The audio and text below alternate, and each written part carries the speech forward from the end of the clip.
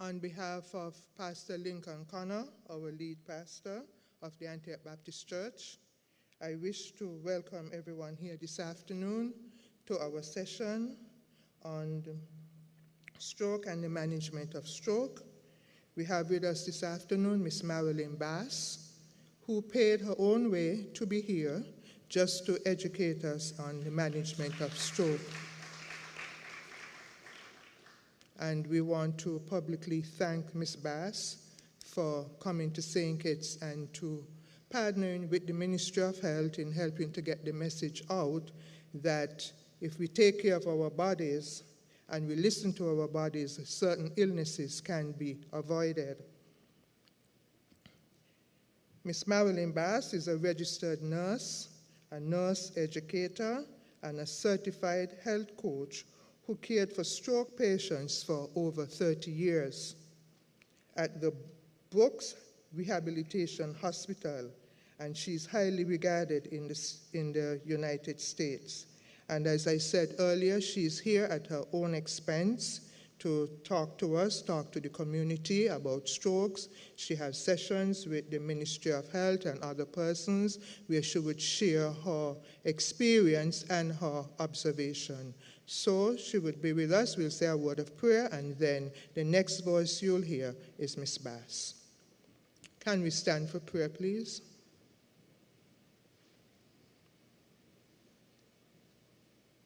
Our Father, which art in heaven, hallowed be thy name.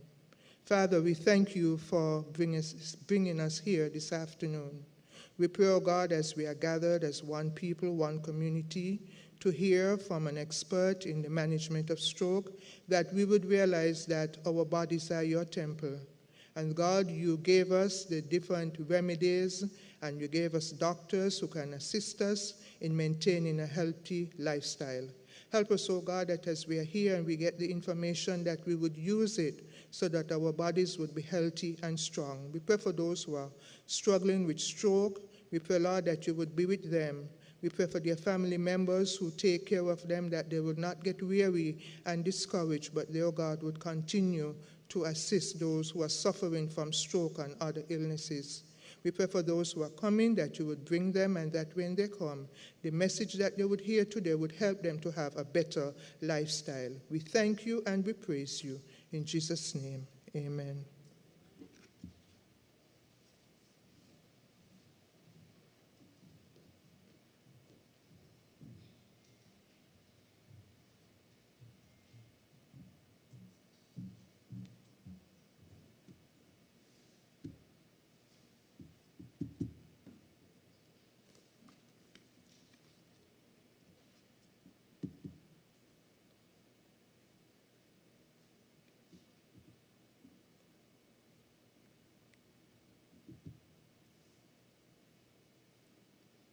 Okay, I'm sorry about that.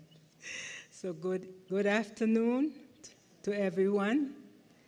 I'm excited to be here, and I want to say a great big thank you to Pastor Connor and the church for allowing me to come and present about stroke.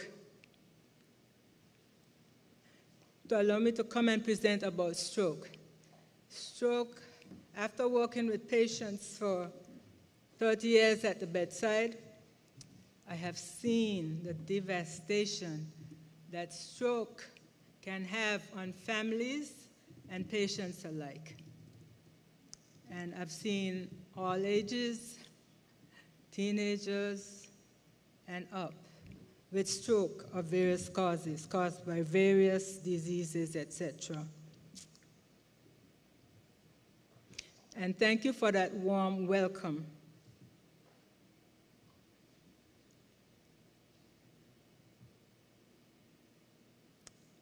And for our objectives tonight, by the end of the session, I am hoping you'll be able to define what is a stroke, to distinguish or tell the difference between hemorrhagic and ischemic strokes, to explain 3 risk factors for stroke, list at least 3 warning signs and symptoms of stroke, explain the acronym FAST, and state 3 measures that have been used in the effort to prevent stroke.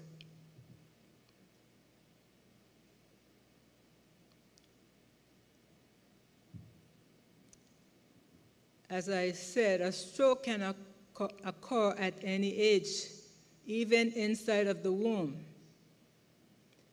But from my 30 years of experience, I mainly saw mostly 40s and up. But I noticed people in their 40s having stroke.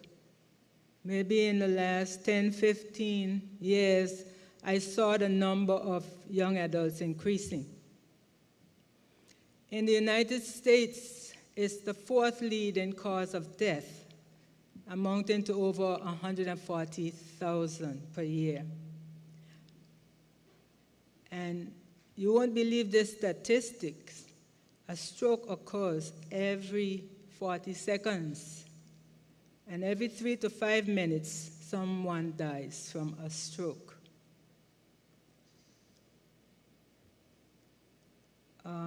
So stroke is more common in men, but women have more strokes. Why do you think that is so? Anybody?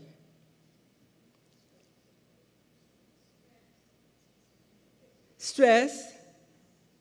Maybe from dealing with the men? Stress? Any other answer? Okay. Women have more strokes because they tend to live longer, and they have some unique risk factors. Some of these risk factors are vertigo. That's when you feel as if the room is spinning around. And some people call it dizziness, but it's not the same exact thing. So vertigo accompanied by nausea, hiccups accompanied by chest pain, disorientation and confusion, memory problems, fatigue and nausea. Those are some of the unique symptoms that women experience. Now, according to Everyday Health, as I mentioned earlier, it's increasing in young adults and women of color under the age of 50.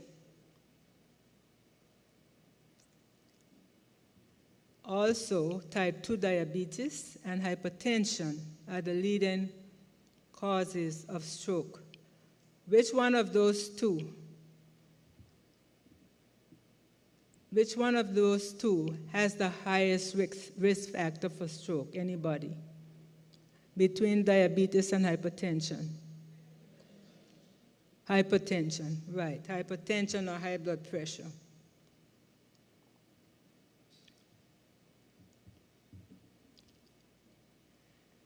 Now, there are some celebrities that have had stroke, such as Sinbad, the comedian. I think he has been recovering for quite a while now. And Delarice. Now, Luther Vandross, the singer, he had a history of hypertension, diabetes, and obesity. These are also risk factors. He also had a symptom of headache. He had a severe headache for 3 days prior to the stroke. And he was found lying on the floor in his house. He was there for 7 hours without receiving help. So that means he had a lot of death to brain cells. So the longer you wait to get help, the more disabled and possible death that you would be looking at. Now, blacks and Hispanics of Caribbean descent have a higher stroke risk, according to a New York study. And I recently read where stroke was listed as the #1 adult killer in the Caribbean among diseases that non-communicable diseases. I thought, wow. And it's pointing to lifestyle as the causes for this. So again, prevention should be the focus.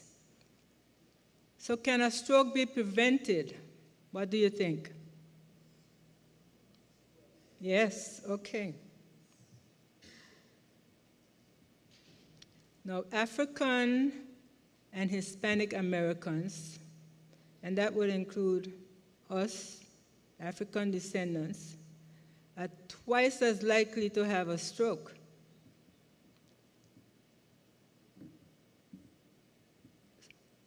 Okay. So what is a stroke? Where does a stroke occur? Anybody? In the brain? Yes, the stroke takes place in the brain. So it can be caused by a blockage in the blood vessel that's caused by a clot or a plaque. So picture your blood vessel, and you have a blockage here, which can be a clot, blood clot or a plaque. So if the blood clot blocks off this area to the brain, in a blood vessel in your brain, that's going to interfere with the circulation to the other part of the brain beyond that blockage. And your brain cells need the oxygen in order to survive. So if that is not addressed quickly, you're going to have death of a lot of brain cells leading to your stroke. And the fatty deposit, the plaque,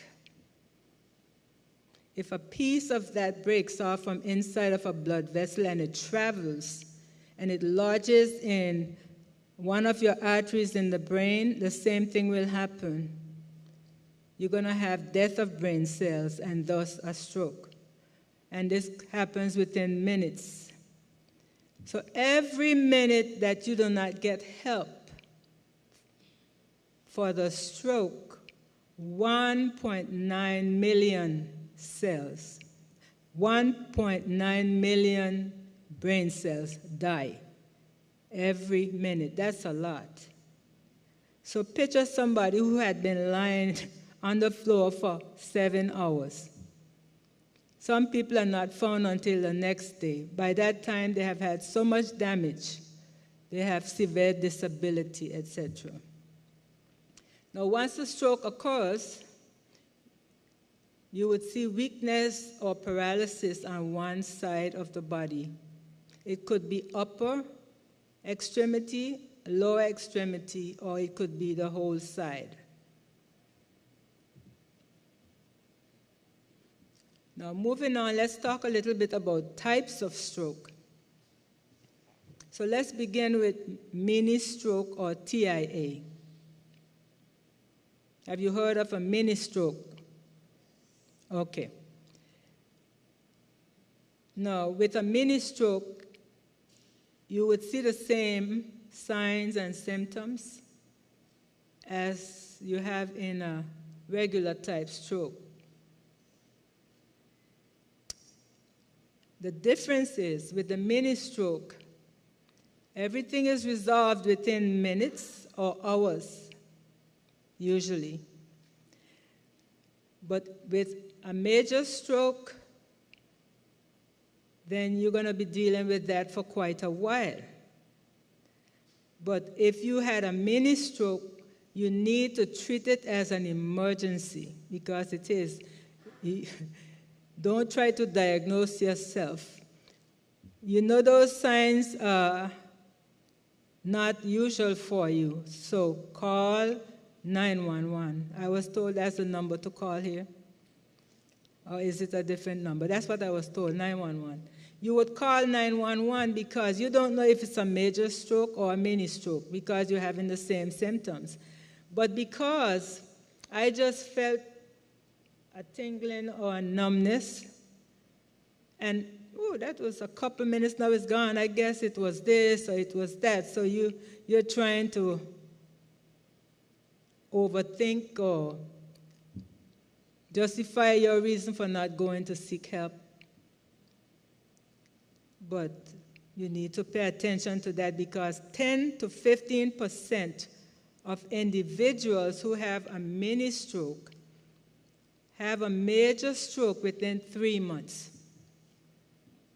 So you need to go and call 911, and then you will need to go and see your internal medicine physician. Now, out of the 10 to 15% that have a major stroke in 3 months, a third of those may have a major stroke within a year. So it's very important to be able to recognize the signs and symptoms, which we'll go over later, and treatment, and get treated, so that you will reduce your risk of having a major stroke. The second one I'm going to talk about is the ischemic stroke. And this one occurs because of a blockage in your artery, whether it's a clot or a plaque. And we also have hemorrhagic stroke. That's the one that's associated with hypertension or high blood pressure. Do you always know that you have high blood pressure? No, okay. So that's why it's called a silent killer. Because you could have high blood pressure and not know it, and then you have a stroke. And the doctor says, well, your blood pressure was this high. And that's what happened to my sister. She had a stroke in church. She didn't know she had high blood pressure. She was not on any medication. But she was put on medication afterwards. But she had an aneurysm. So with the hemorrhagic stroke, as I said, it's usually associated with aneurysm and hypertension. So if you think of the vessel, there's a weak spot in here, referring to the aneurysm. It's a weakened spot in the artery. So if you have high blood pressure and that pressure is constantly beating on the artery, after a while, that weakened area can burst. And when it bursts, the blood pools into the brain area, and it puts pressure on the brain cells. And if you don't get help to relieve that pressure, the cells begin to die within minutes. And if you don't get to the hospital in time, you will die, because it can happen that fast. And later on, you'll hear a story from my niece about what happened to her with the hemorrhagic stroke. So that death of cells from the pressure of the blood inside the skull cap, that causes a stroke and possibly death. So then we have cryptogenic stroke. This is the type of stroke where the doctors can't seem to figure out what caused the stroke. I have taken care of people who said, I just don't understand. I used to exercise, they look fit. I used to try and eat right, but still I had a stroke. But sometimes there's no answer, but that was just a small percentage of what I saw. In the rehab setting for 30 years, you can say stroke is predictable, highly predictable. Whether they were in their 40s, 60s, or 80s, it's the same history being repeated. They either had hypertension and diabetes combination, or maybe they had atrial fibrillation and one of the other, or I have even seen atrial fibrillation by itself. No, I know you're sitting there thinking, am I at risk for this thing? Well, that's what we're going to discuss now. So if you had a previous stroke, you are at risk because 1 out of 4 persons who had a stroke in the past will have another within a year. And the highest risk would be within the first 2 days after that initial stroke. So anyone in here has had a stroke? If you don't mind raising your hand. Okay. But the stroke patient, those who have had a stroke for the first time, they're more vulnerable for up to 3 months or a year.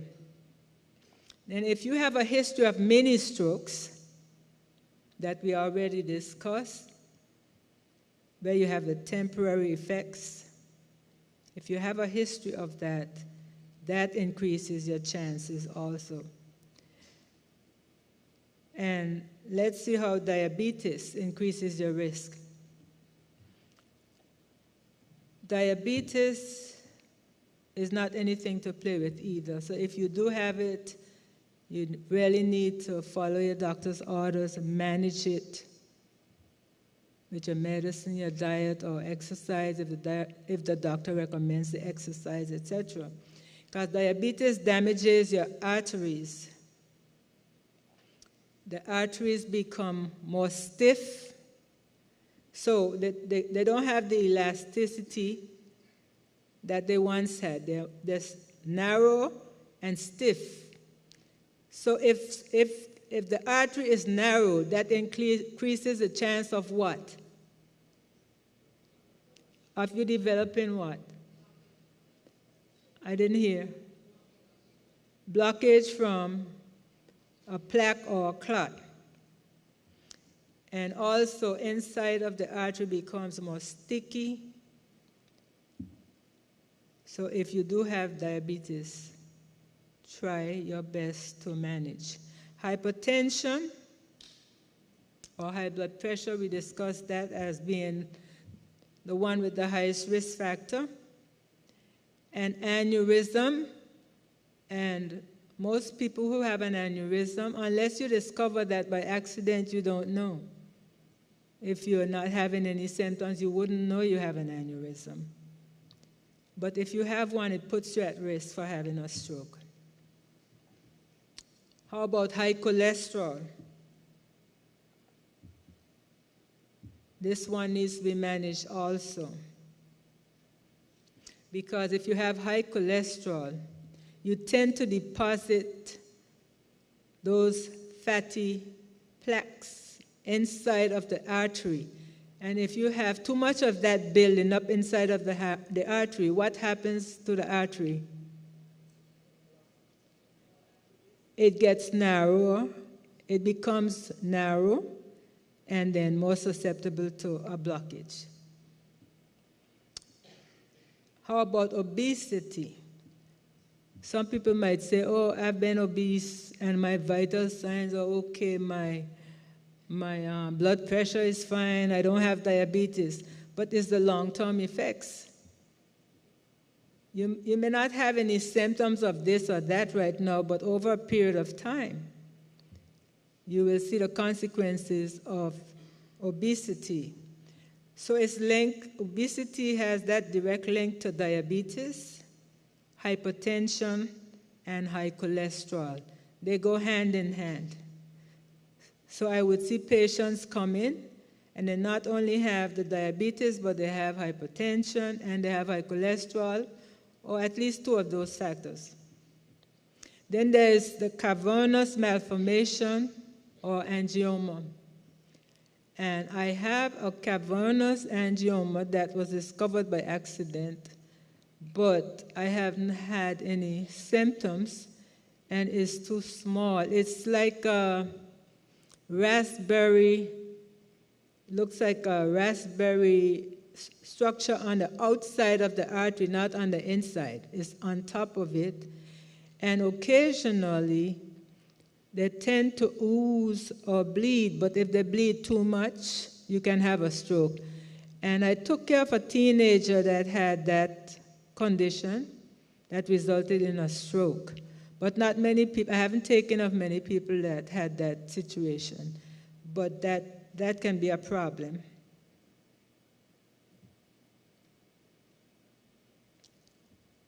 Okay. And family history. Anybody in here with a family member that had a stroke? Okay. Quite a few? Okay. So family history, mother, your father, sister, brother.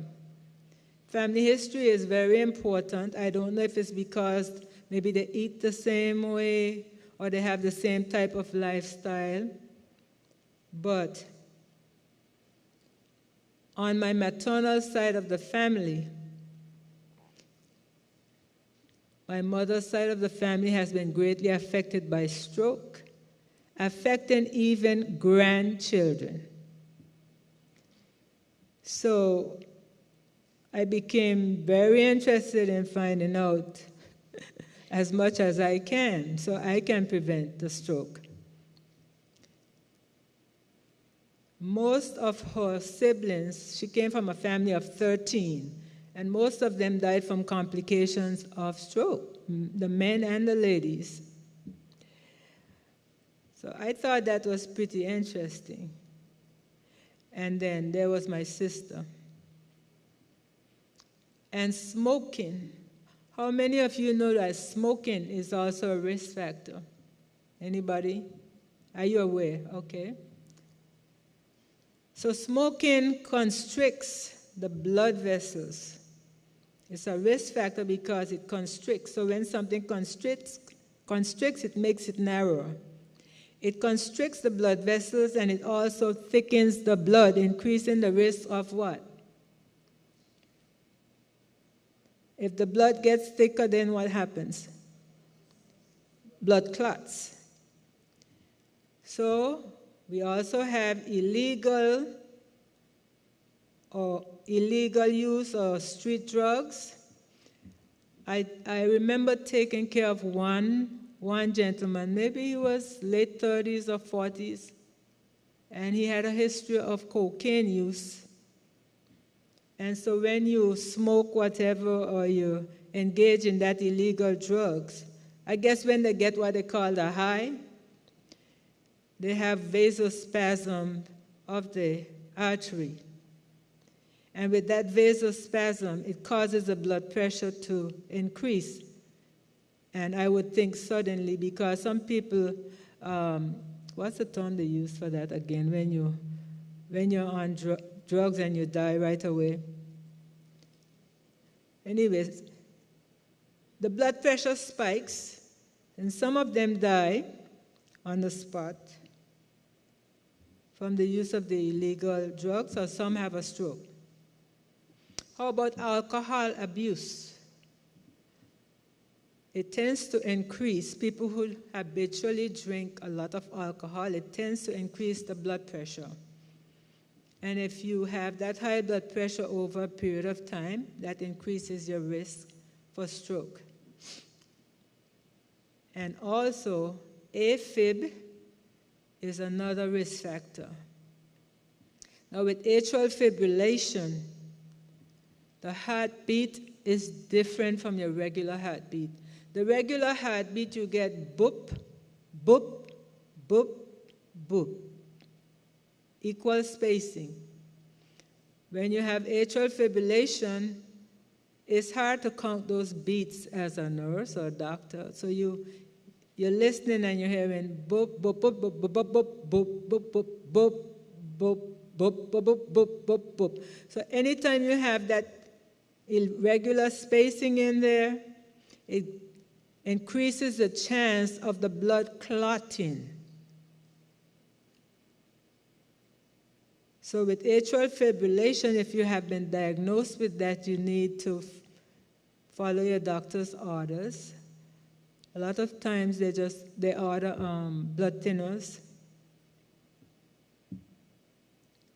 to decrease that chance of the blood clotting.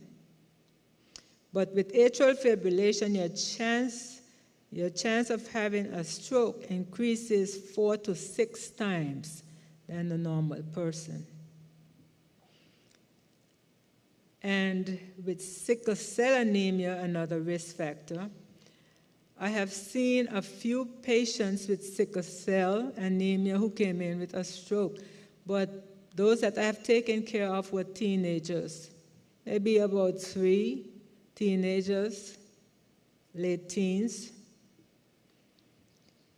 Now, I just want to explain a bit here about the sickle cell situation. Now, red blood cells normally are shaped like a circle, but when you go into what we call a sickle cell crisis, it changes shape because those blood cells are not getting enough oxygen, and it changes into a sickle cell shape, kind of like a quarter moon, as you see in the picture here. And with the sickling of the cell, there's a tendency for those cells to get clumped together. And on the left side, you could see that little darker red area there. The cells are clumped together and they form a blockage. And that's what happens with sickle cell in relationship to a stroke. The blood can no longer flow freely. And now we're going to talk about what I really want you to know here, the warning signs and symptoms of a stroke. So a stroke patient actually came up with the acronym 2'N, so that she would be able to remember those in case she was having another stroke later on. So remember that these signs and symptoms come on suddenly. I could be up here speaking and then all of a sudden that's how sudden it can come on. So C stands for sudden confusion. H stands for sudden headache without a known cause. So I tell my children, if I am complaining of a severe headache, don't drive me, call 911 because I am not well. I don't get headaches, and much less a severe headache. I would know that something is definitely wrong. So you know your body better than anybody else. E stands for eye or vision problem. All of a sudden you're having difficulty seeing from that one eye, whether it's left or right. Walking. You're walking normally, and then you start walking as if you're drunk. People might think you're drunk. Or the person that's having a stroke while they're driving the car and the cop pulls them over, sometimes they don't recognize the symptom either. And they're busy asking the person to stand up and do breath tests, but they're actually having a stroke while they're driving, so the car begins to do this. Numbness is the N, stands for sudden numbness. Now that numbness might be on your face, upper body, or the lower extremity, or it could be down the whole side.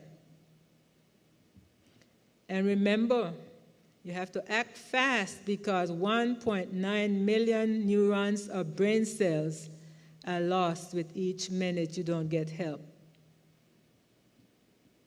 Now, do you know how to spot a stroke if somebody was standing in front of you? So this is what we're going to look at now. So remember the acronym FAST. F stands for face. So I know there was a story on the news about a news anchor that was giving the news, and she had a stroke right there on the set because they say you could notice that she had the droop, and she started to have slurred speech.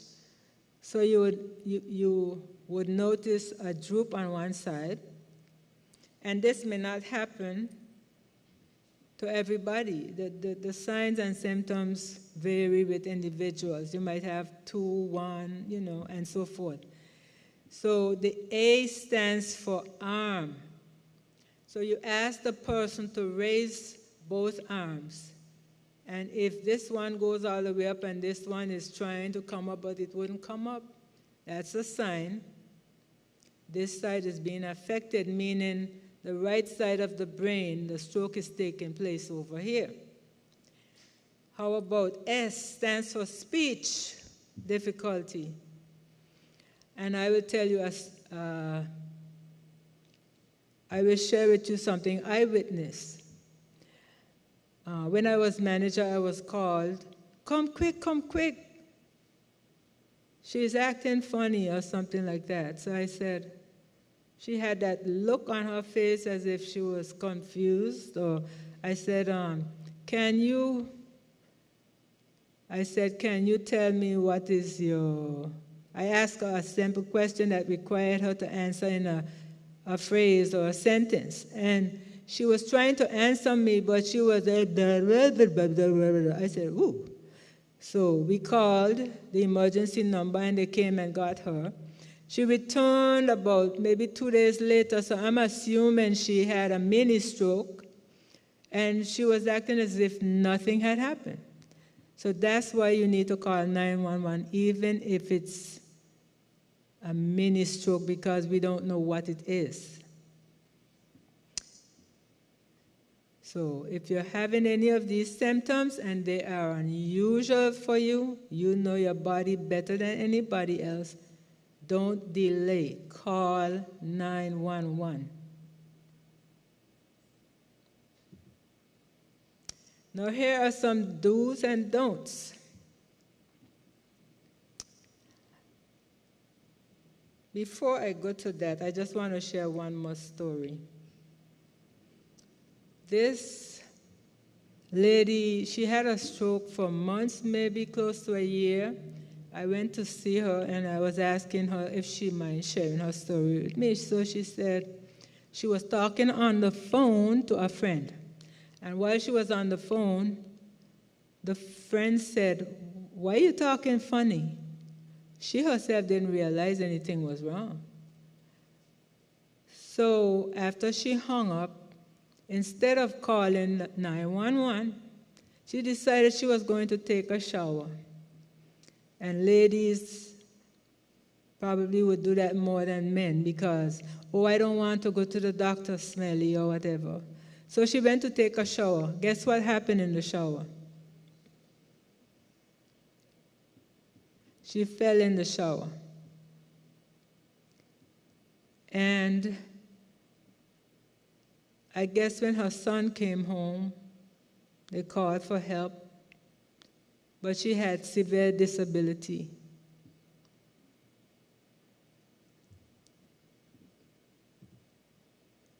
So don't take a shower if you think you're having the warning signs and symptoms of a stroke.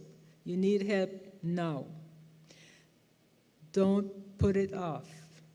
Don't drive yourself or a loved one to the emergency room unless you're in a situation where in some countries you are so far away from the emergency room by the time the ambulance gets to you, you probably might have been able to get there fast. I don't know. So it depends on the circumstances, but usually that's what you would want to do. Call 911.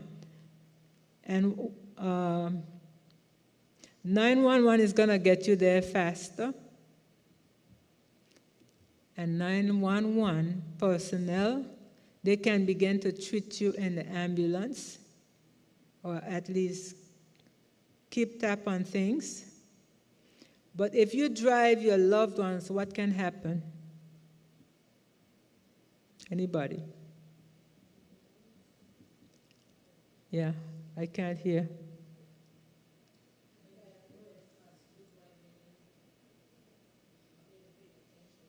Yeah, I'm not hearing.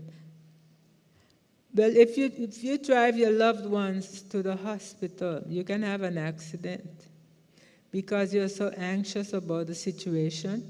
And what if they passed out and you're driving, then you get more anxious, so you're not really focusing on the road. Plus, what about the delay in time? You're taking too much time to get there, the light turns red. The ambulance, they go through the red light.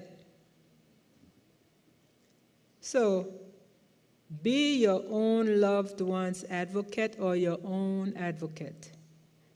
Be your own advocate or be an advocate for somebody else. And I'll share one more story. This cop, he's a retired cop. He used to be a chief, I think. And he said that one of the policemen that was under him, he didn't know whether it was a sign of stroke or what, but he said, something doesn't look right with you. You need to go to the doctor. And the guy said, why you keep telling me this? I feel fine. He said, I tell you what, don't come back tomorrow until you see the doctor. The next day, another policeman called to tell the chief, you know what? So-and-so had a stroke. So he was seeing something. The guy didn't realize something was wrong with him. So sometimes people might see something happening to you and you don't really realize it. So pay attention. So that stroke had begun to take place when he was asking the guy to go and see the doctor. But he didn't go until the next day when he was, I guess, in the hospital. And I had a co-worker. I remember her leaving the night shift, 3 to 11 shift, and she was leaving to go home. I said, well, I can help you with that. She said, you could show me tomorrow. I'm leaving now. So she left, and the next day she was in surgery for hemorrhagic stroke. So she told her story, and she said that she was having a headache, a severe headache for 3 days.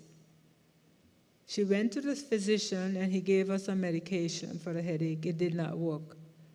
But she waited for 3 days. That was too long, and she was a rehab nurse. I don't know why she waited that long.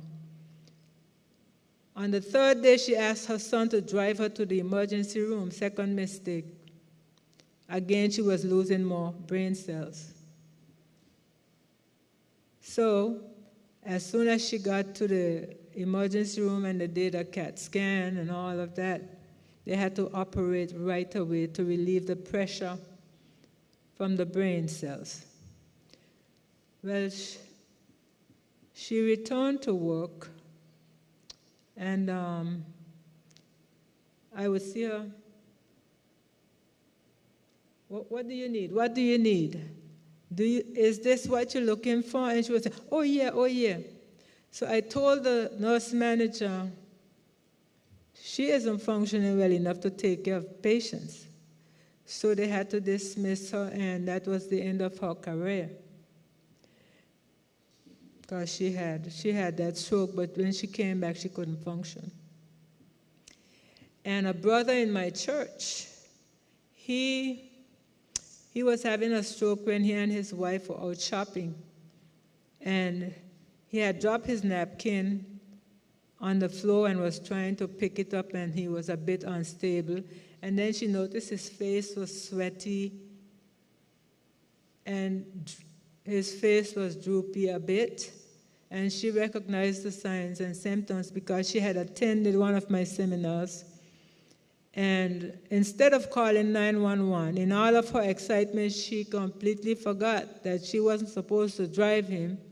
So she drove him, and he recovered well, but she shouldn't have driven him. She should have called 911. But sometimes in our excitement, we forget. And in the next slide, you're going to hear a testimony from my niece, who had a hemorrhagic stroke at age 38. associated with an aneurysm. And she wasn't aware of how she could advocate for herself, because she went twice to the emergency room and nothing was done, except they gave her anxiety medication the second time, and her blood pressure was up, 170 something. But the third time around, that's when she struck out in her home and spent several weeks in ICU, but she's doing well now, 5 years after. So I'll proceed now with the video.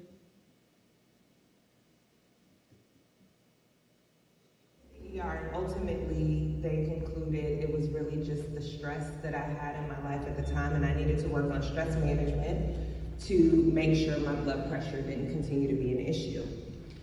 A month later, December 22nd, 2017, 3 days before Christmas, I was having a horrible headache. And the headache was so bad that I actually did one of the don'ts up there, but I drove myself to the ER. Again, in checking my blood pressure, it was super high. And again, they talked a lot about managing my stress because that could lead to having a hypertension, high blood pressure problem. Exactly 2 months from that ER visit, so February 22nd, 2018, and this was actually 3 days after coming back from a cruise, I was in bed for the night, and I started to feel like someone was literally squeezing my head with a clamp. And then I started to throw up. And I do not remember anything after that point.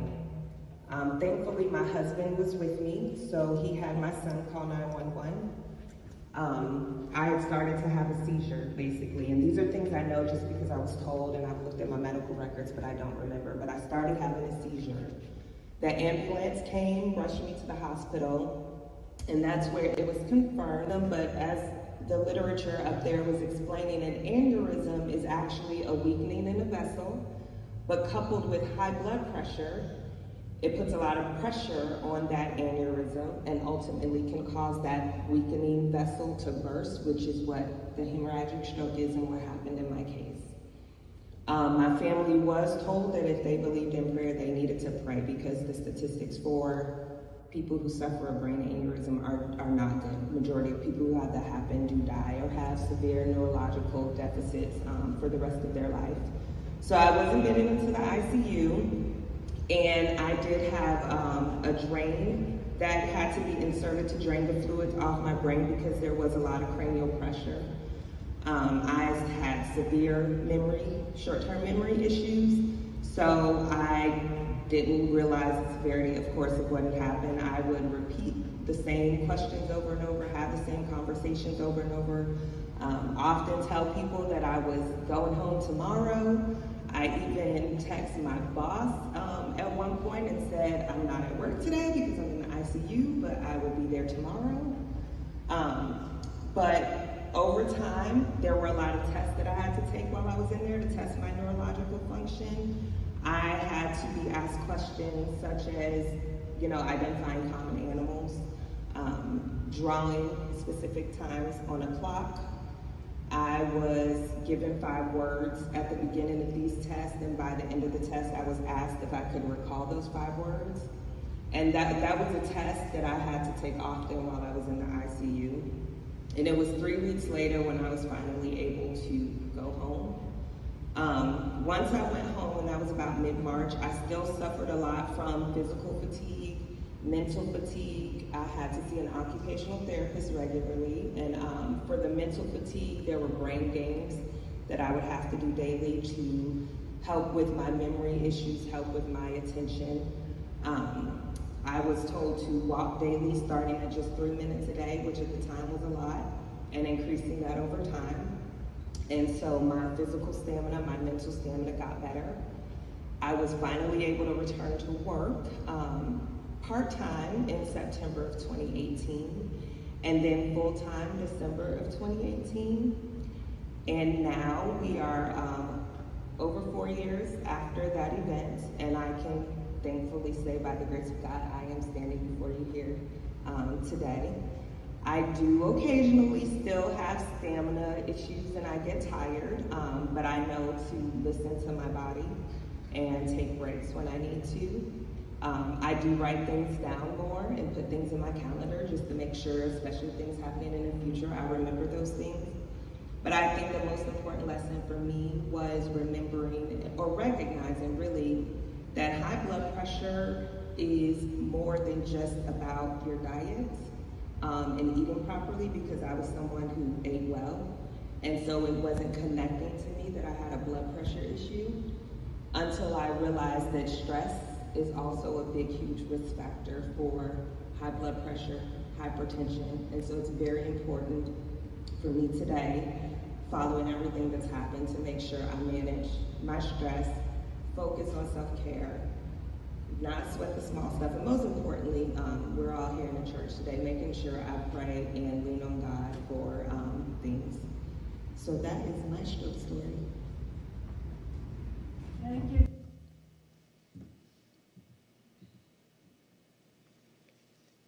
Okay, so we said stroke can be prevented. Do you know what percentage can be prevented? What do you think? Is high or is low? I didn't hear. High? Okay. So 80% of strokes can be prevented. So we can prevent stroke by focusing on the following: medication and lifestyle. So if you're on medication, whether it's for diabetes, hypertension, high cholesterol, again, follow your doctor's orders. Annual checks. It's also important to have your annual checks. Some people say, oh, I don't go to doctors. I feel okay. But I have a friend, when I asked him about that, he said, I don't go to doctors. Something has to take you out of here. I said, yes, we all will die unless the rapture takes place. We're all going to die. But it's how you go. Why do you want to suffer if you can prevent that? But you know, he had 3 strokes. Terrible shape. Let's sense our conversation. And so it's important to get those annual checks, because when you go to get your annual check, the doctor is going to check your labs. It would tell you if that cholesterol is high. It would tell you if you have diabetes. It would tell you quite a number of things. They can look at the labs and tell you. And diet is also very important. I know for sure that the way we eat in the Virgin Islands, even though I left there quite a while, since 78, but when I visit, I notice a change in how we eat compared to how I used to eat up until the 70s when I was there. We were eating what you would call organic foods. They call it organic today, but everybody grew vegetables and your peas and everything outside, and there wasn't the fertilizer, the sprays and whatnot on the food. And most of your meat, you raised animals and you killed the animal who ate grass that wasn't sprayed, etc. So it's a different type of eating, and I noticed more fast foods. People are eating more fried foods. Rather than your fish soup and your, steamed fish and so forth. So, diet. We need to focus on a diet that's rich in green leafy veggie, low sodium, low sugar. Just focus on vegetables, fruits, and whole grain products such as the good old-fashioned rolled oats that has been replaced with the cereals that's loaded with sugar. So we have developed a different taste. So whole grain products, quinoa, brown rice, and so forth. And how about nuts? Most people don't add nuts to the diet. The nuts are very healthy. And drink enough fluids, water especially, and not the sugary drinks. You know, I grew up and we used to use a lemonade or the limeade and so forth, and sugar cake, and you know, they all taste good, but we need to limit those things. How about exercise? How many of you are aware that exercise can reduce cholesterol or help to reduce it? Regular exercise, 3 days a week at least, and each session at least 30 minutes. Well, exercise can help to reduce cholesterol. In addition to many other benefits, you feel better, your body functions well or better when you exercise, you sleep better, quite a number of factors there. And stress coupled with your hypertension, if you're already suffering from hypertension and then you mix stress with that, that can make your blood pressure really go through the roof. So we have to also try to manage stress. And, what did I do here? Sorry. Okay, next slide. We also have to try and manage stress. Just 1 second.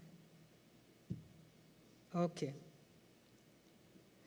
So in the U.S., there are numbers that to call. I don't know if you have any numbers here to call to get help for smoking or drinking.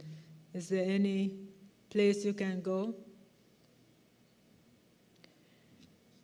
But I know in my island there's a rum shop on every corner.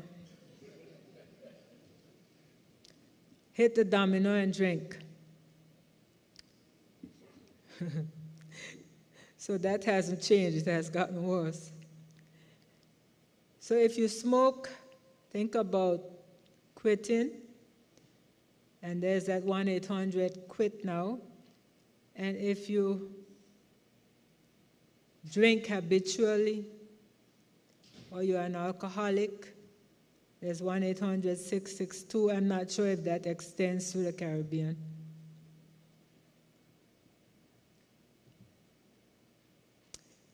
And these are some points I want you to take away.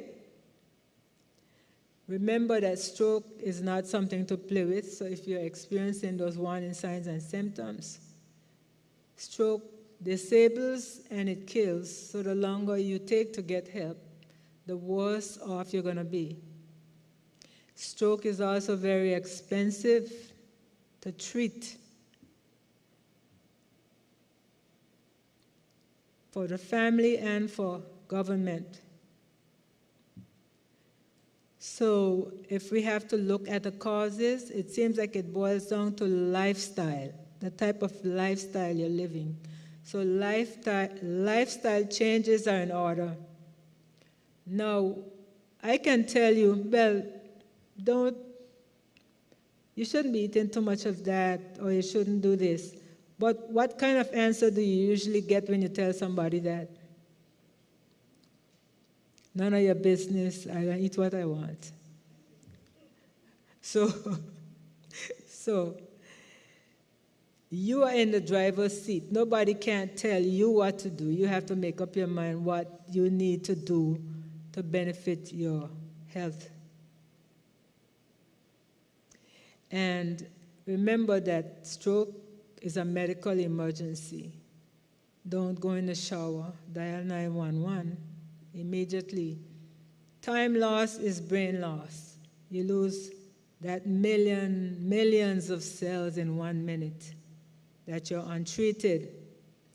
And I do give free seminars to churches and community centers because I'm very passionate about stroke education And I think the answer to most of your diseases lie in diet and exercise. How you eat, and you're not a couch potato.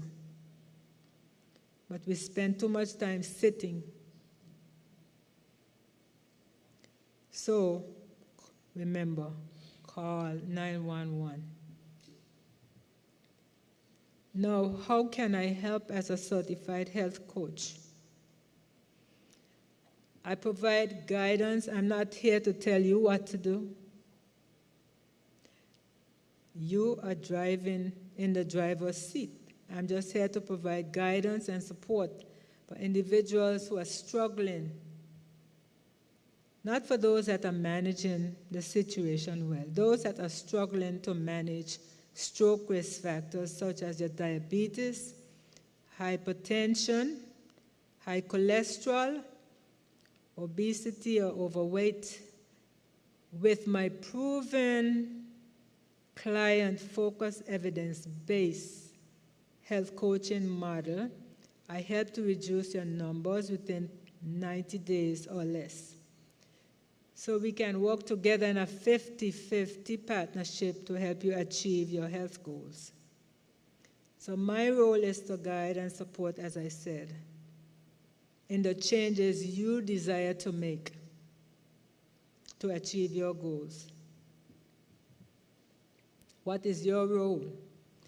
Your role as the agent of change is to think about the changes you desire and the commitments you are willing to make in order to improve your health. Now, if you have a strong desire to make such changes, you can visit my website and sign up for a free 15-minute consult, or you can sign up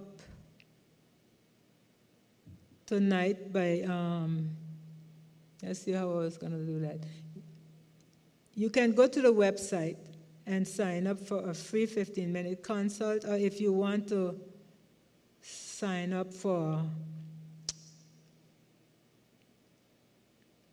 the free consult we'll have the email ready outside.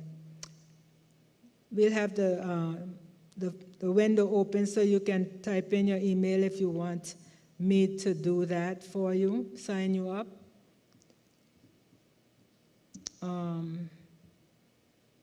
And I'll be in touch with you, but I do have business cards where you can go to the website and you would see where you can sign up for the free consult. So your success is my goal. I want to see you succeed. So even if you don't sign up for anything, just go to the website. I have articles that you can read, and you can also benefit from reading those. And I want to say a great big thank you again to Pastor Connor and to the church for allowing me to come and speak tonight. Now, at this time, do you have any questions, or does anyone have anything they want to share?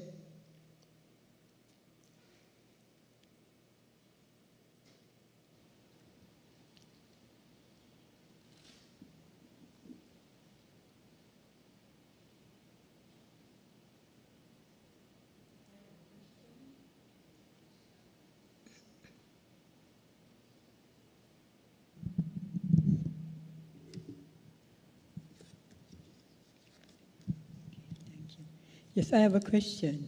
I just want you to clarify the symptoms. I just want a clarification of what are the symptoms that you can know if you or someone is having a stroke. Can I just get it, a clarification of the symptoms, please? Okay. She wants some clarification on the symptoms of a stroke, or how to recognize if somebody else is having a stroke. So It's easy if you try to remember the acronym. But before I go into that,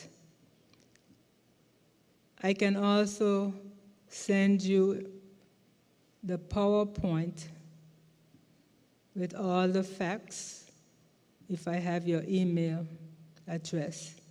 But let me go over that now. So C, in chewing, C stands for sudden confusion. So you are perfectly normal right now, and then suddenly you become confused. That's one. H stands for sudden headache. You didn't have a headache before, and now you have this splitting headache. Plus, you don't usually get headaches. So someone asked, how would I know since I usually get headaches? And from what I was told by patients, it's a different type. So you would know it's strange. E is for eye or vision problem. And you were seeing perfectly, and now you're having difficulty seeing out of that one eye. W is for walking. Suddenly you start walking as if you're drunk, you're staggering. And N is for numbness. On one side of the body, it's either face or shoulders or legs, but it could be the whole side. And if someone is having a stroke in front of you, in addition to what I just went over, you can use the FAST acronym. Look at their face and see if they have a drool. And if they try to talk, it would be slightly slurred. Arm, ask them to raise the arm. If one is high and the other one is low, that's another sign. And speech difficulty, if it's slurred and you just can't understand what they're saying. And T is for time. Call 911 right away to get help. So did that clarify anything? That's better? Okay. Any other question?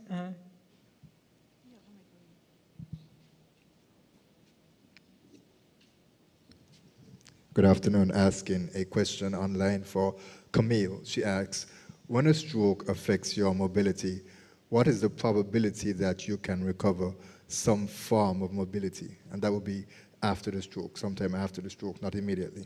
Okay. So in the rehabilitation setting, the stroke patients, the average stay was 4 to 6 weeks. And I have seen, I would say, more than less, the majority, most of the patients, you can see improvement over that period of time. Some of them are able to walk out using a walker or a cane. For those that had a light stroke, some of them walk out with a cane and some of them just walk out.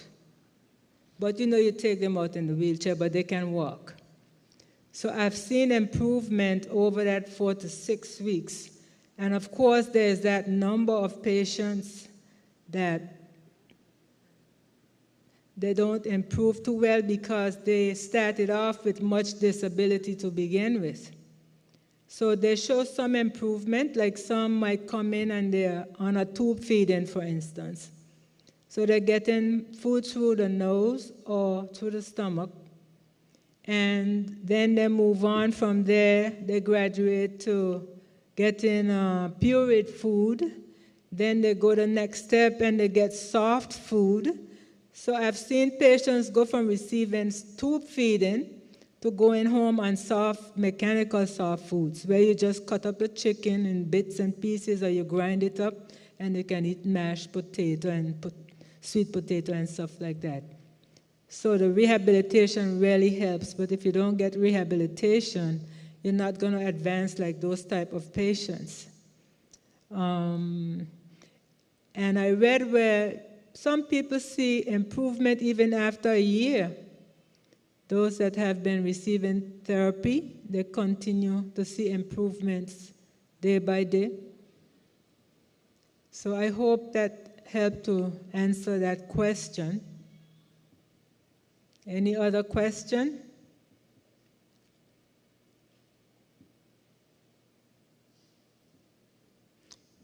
Anybody has something they want to share, something you witnessed?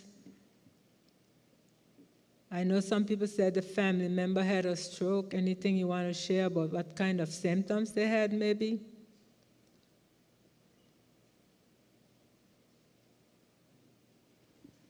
Hello, yes, sorry, we have another question, this time submitted on WhatsApp. The question would be, early in your presentation, you said stroke can occur in the womb. Can you elaborate some more on how that happens? I can't elaborate in detail. I didn't really look that up to see exactly how it happens, the process of it in the womb. But I know in the literature it states that it can happen, but I'm sorry I can't elaborate on that as to how it happened in the womb. It's probably maybe from the lack of oxygen to the child, but I don't want to say because I haven't really researched it.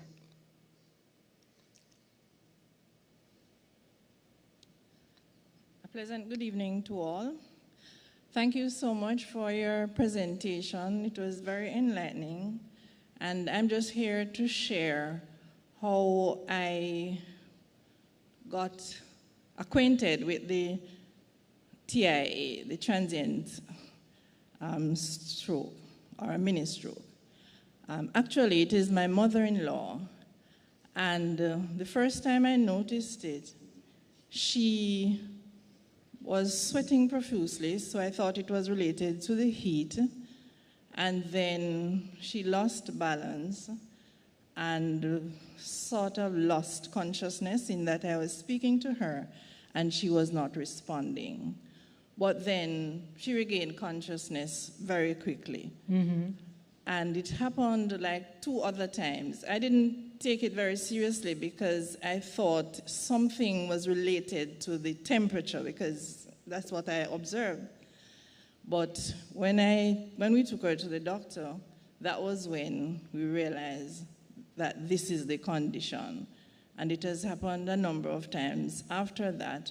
But now I am more aware, so I'll be looking out for these signs. But that was how I got exposed to it. Thank you. Thanks for sharing. Anybody else?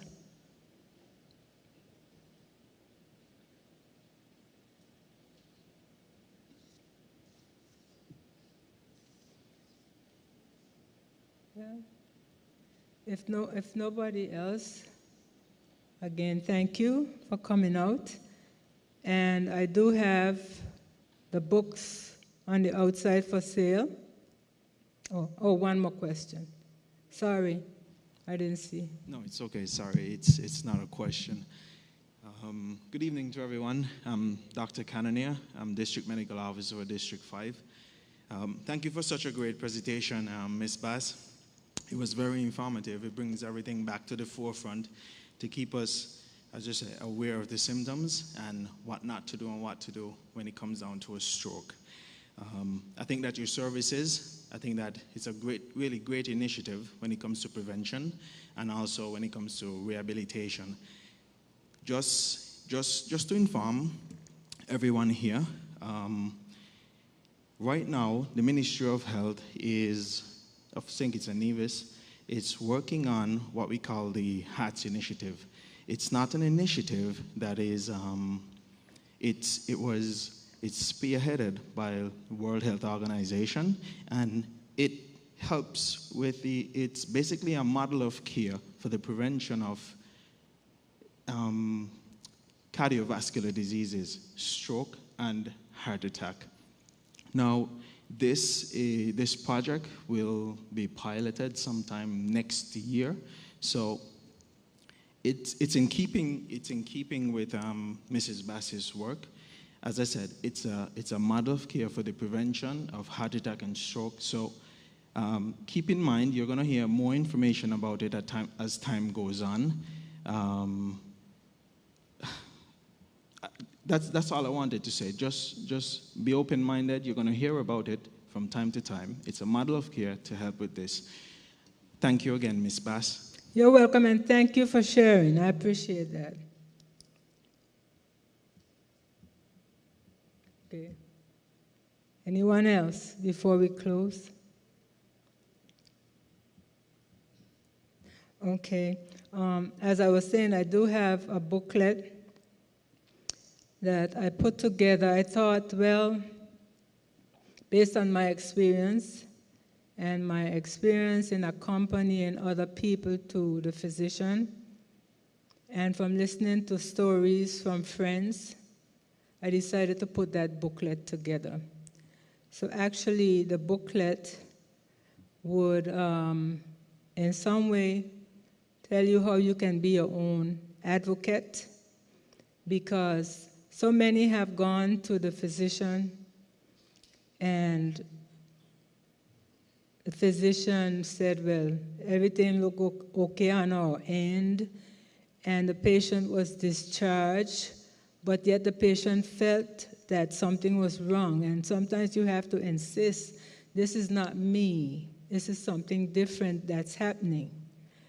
So it's important to make your notation when you experience something, put the date and what exactly you experience, so when you go to the doctor, you can share that with the physician. Like my niece, she didn't know how to advocate at the time. So there are people out there that's very educated, but they don't know how to advocate for themselves. So, for instance, do you know how to prepare for an emergency appointment? An emergency visit or an emergency appointment, do you know how to prepare for that? That's in the book. And what to do before you fill that prescription. It's in the book, because from the time the doctor calls in the medication or between the doctor's office and the pharmacy, things can go wrong, things can be misinterpreted. So it's very important to know these things. So I thought about putting the booklet together, and I'm hoping that you would purchase one tonight, because, not because I wrote it, it's very helpful. I think it would be very helpful to you. And I also have another book. I was going to bring a copy to show you. I don't have it here, but it would be available. It was on Amazon. I took it down, so I'm going to put it back up. It would be available maybe in the next month or so. And I do have some business card with the book and the title of the book, if you're interested in getting one of those. But it's about my happy childhood days growing up in the British Virgin Islands in the 60s, where we had to be very creative, and it is probably similar to people around my age or a little younger, the same type of upbringing, how we had fun without the modern-day toys and gadgets. So I just wrote it because I wanted to pass down in history to those who don't know what it was like. So it would inspire, hopefully inspire other people to write their own stories. And again, thank you, thank you. Thank you.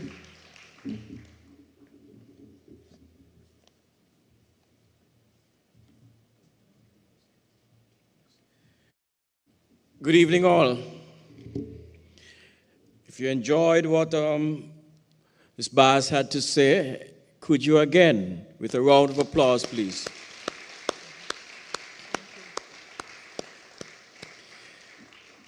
I'd wish to express sincere thanks on behalf of Lead Pastor Lincoln, the Board of Directors, the church leaders, and the entire congregation members here at Antioch. And for those of our friends who are listening on the stream, or listening and viewing on the stream, and also for those of our friends who are here with us in the sanctuary today. Thank you very much for coming out to this to this most important discussion. I had 4 takeaways. The first one was the passion in which Ms. Bass presented the data and the information.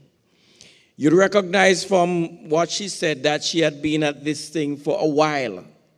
And this passion that she feels about the whole education of stroke, or stroke education, came out or came to the fore during her discussion with us this afternoon. So thank you very much. That's my first takeaway. The second one was, there are two imperatives. Probably more, probably you took away more, but for me, there are two imperatives that I took away. One, exercise. Exercise. How many minutes did she say? 30. At least how many times per week? 3 times. Exercise. And what was the other imperative? Diet. She spoke about the fast food. And here at Antioch, you know, that is a pet peeve of our lead pastor, Lincoln. Stay away from the fast food. All right? Thirdly, she said to remember that stroke is what? It is expensive. Did you remember that? It is expensive.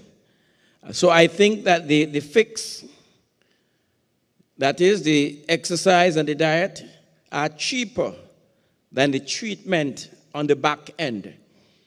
So a good advice would be to deal with it on the front end. So it is expensive. I couldn't even understand my writing. She said that it's a medical emergency. And so if there are your family members, friends, or having been to this seminar, and there are persons, and it was on the screen just now, what was it? The acronym? FAST? And then the other one was Chun or something like that. Chun. WN, yes. So those are 2 acronyms that we can work with. We have to take the time out to learn them, because I've made a commitment to myself to learn them, so that in the event that we see persons struggling, we would then be in a position to assist. But what is interesting, she said that dealing with stroke is a lifestyle. Lifestyle changes are necessary for us to mitigate. And then the statistic now, it is what? How many percent preventable? 80%. There's a rule, well, a general life rule, but in economics we call it the Pareto rule, 80-20. Yeah, some persons call it the 80-20 rule. And you see that it comes to bear here in our discussion today, that 80% of stroke, potential stroke, are preventable. And then the fourth takeaway is the support, the available support that she shared with us today. The website. I have a card. There are a number of cards out front on the desk. Take a card. You'll have the website on it, www.nursingsstroke.com. And then the books, the literature that she has outside and available for disbursement and sale. I pray, God, that we would support the effort, because I really think that the discussion here today was of the utmost importance. So again, let me, on behalf of Antioch, lead pastor and members of the church, express again our sincere thank you and appreciation, Ms. Bass, for you coming here today and for having this discussion with us. At this time now, we're going to ask Sister Diana to do something, and then Sister Diana is going to share some information with us. Ms. Bass, on behalf of our lead pastor, Pastor Pastor Lincoln Connor, and members and friends of the Anti-Baptist Church, we wish to present you this token of our appreciation for you taking the time so clearly and explaining to us about stroke and the effects and how it can be prevented. We pray God will continue to bless you in your work and that you will continue to do what you're doing. God bless you. Thank you. Thank you, Chief. Okay. Remember, she'll be on the outside with her books and different documents so we can go and partake. And there is a basket at the back. You are asked to contribute to this afternoon's session.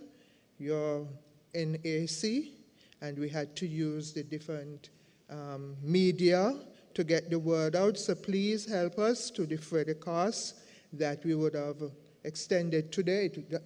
She came at her own expense, but it would have cost the church to advertise today's event. So a soft contribution will be appreciated on your way out. The basket is to the back.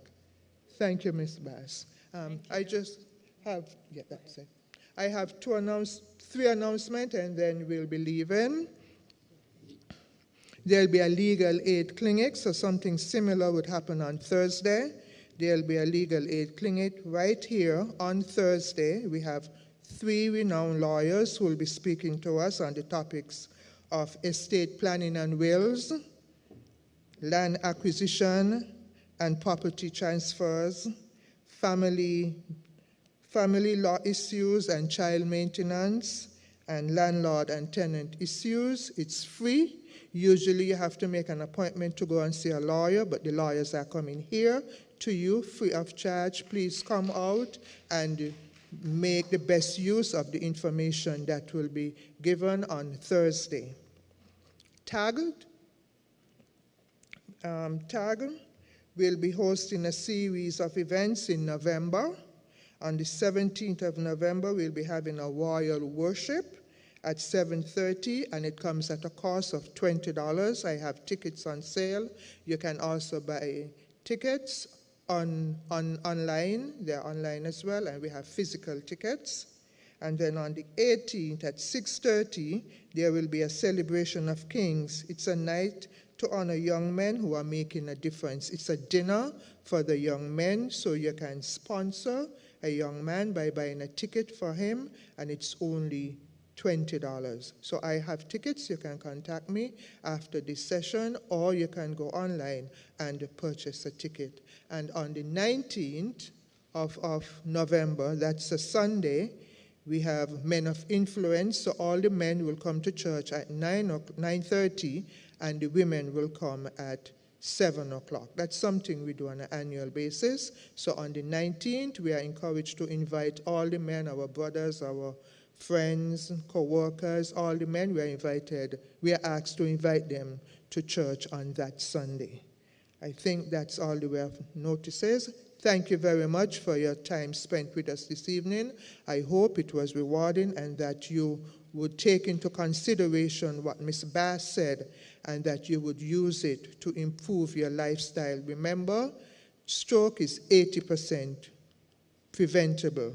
We just have to make the change. It's a lifestyle change, and we have to make the change. Thank you very much. Have a good evening.